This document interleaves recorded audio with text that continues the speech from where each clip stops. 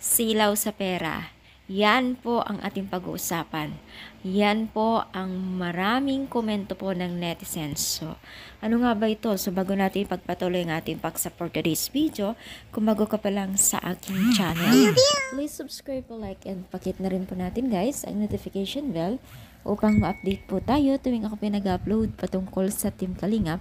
And please support po natin ang buong Team Kalingap, lalong-lalo na po kila Kalingap Rob at Kuya Bal.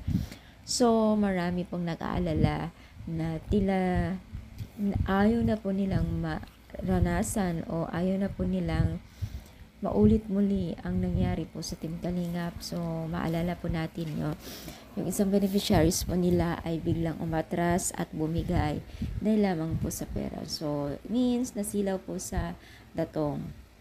So, umaasa po ang mga netizens na sana daw po ay hindi magpapadala itong si Carla.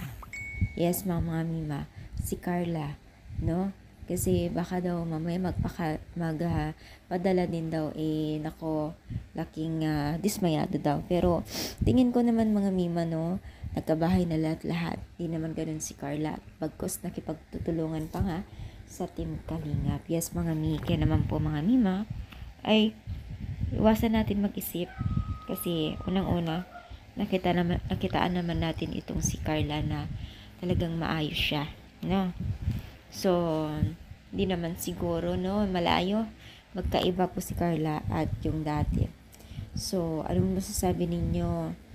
Si Carla ay kakaiba ba sa lahat? Comment down dito sa baba at palike po ang ating video.